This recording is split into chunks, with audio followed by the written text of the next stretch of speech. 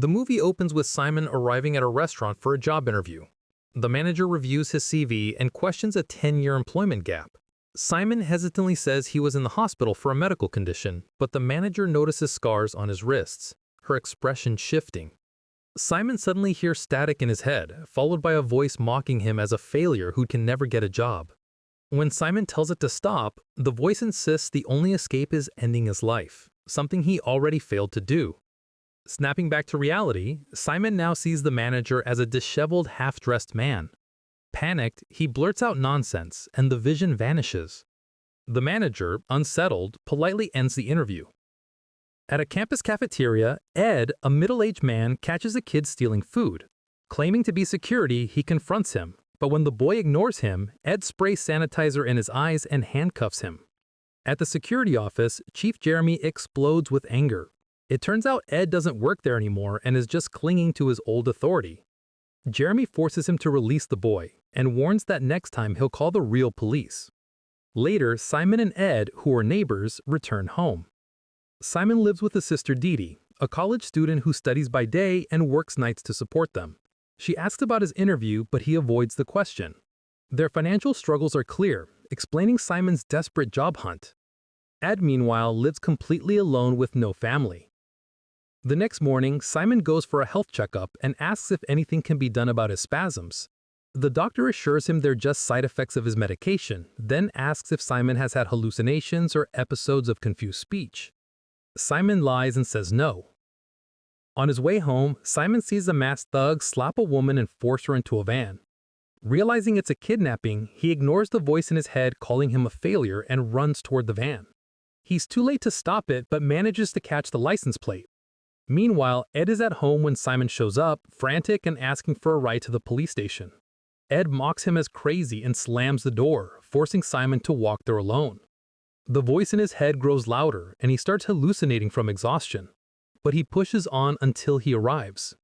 At the station, Simon reports the kidnapping to Detective Glover, describing the scene and the van's license plate, though he didn't see the kidnapper's face.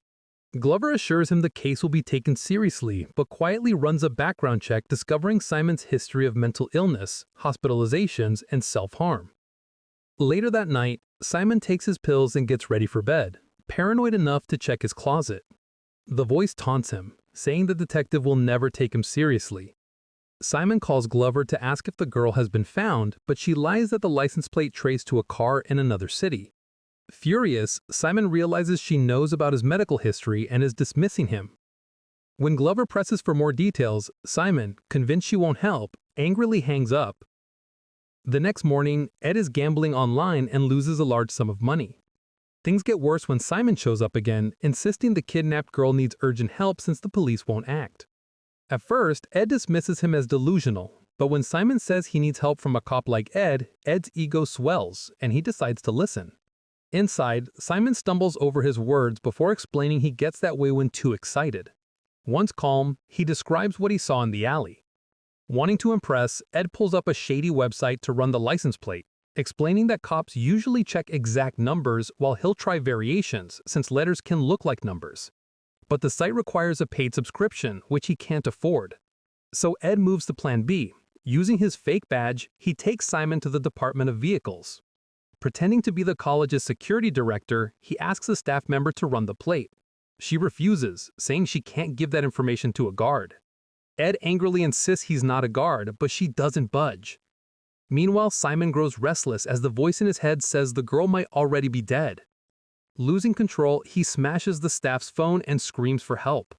Ed calms him and drags him out before things get worse. In the car, their conversation is tense, but Ed refuses to give up. He asks Simon to take him to the alley where the kidnapping happened. Meanwhile, Detective Glover is informed about the chaos caused by the two men at the DMV, leaving her suspicious and deep in thought. Ed and Simon arrive at the alley where the kidnapping happened. When Ed asks for a description of the woman, Simon says she wore a skirt and makeup, suggesting she was working. Ed realizes she was likely a prostitute and suggests they head to the red light district for answers. There they pose as cops and question a woman, with Ed even offering her a cigarette to win her trust. She refuses to talk, leaving them empty-handed. As they return to their car, a group of thugs smashes it and drags them out. A woman, revealed as a local pimp, steps in, exposing them as frauds and warning them to stay away from her turf. Shaken, Ed wants to quit, but Simon insists on continuing alone. Impressed by his determination, Ed reluctantly agrees to stick with him. Later, Ed visits the campus security office, knowing Jeremy has a police connection.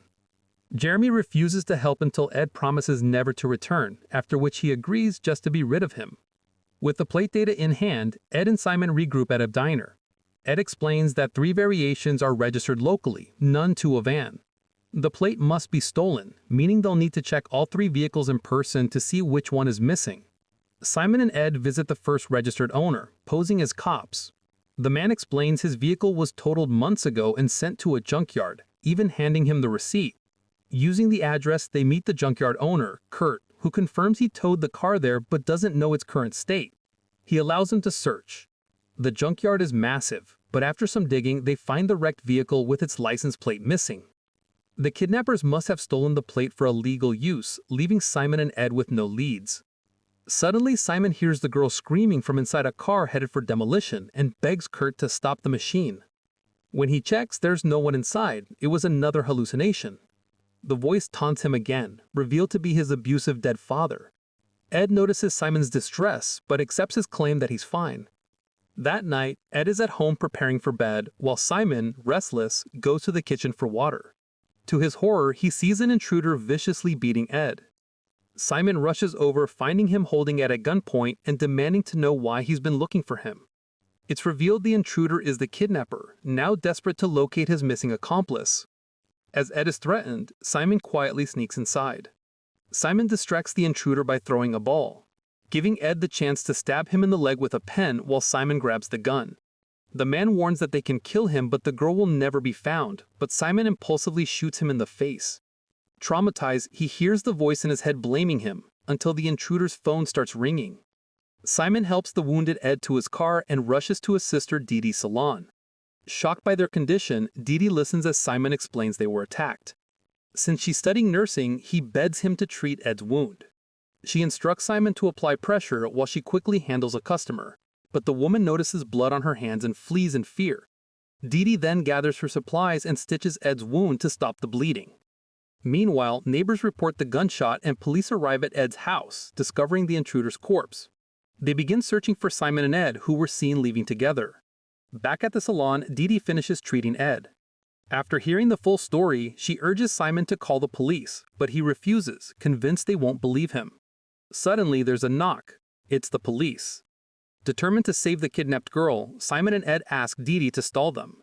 As she talks with the officers, they use the intruder's phone to call a saved number which traces back to Kurt's salvage. Realizing Kurt is involved, they slip out the back door just before the police storm in. The next morning, Kurt walked into his garage only to be ambushed by Simon and Ed, who knock him out and tie him to a chair. They demand to know where the girl is, but Kurt denies any involvement. Simon notices a Vanderton clock on the wall with a hidden compartment. Inside are several passports, one belonging to the kidnapped girl. Enraged, Simon hallucinates Kurt as his abusive father and grabs pliers to rip off his ears, but Ed stops him just in time. Since Kurt won't talk, Ed sprays sanitizer into his eyes, warning it could cause permanent damage. Terrified, Kurt finally admits that girls are brought here to be sold. Suddenly, a phone rings, revealing another person as part of the scheme. Ed presses him for details, but Kurt insists he's never met the man and only supplied fake number plates.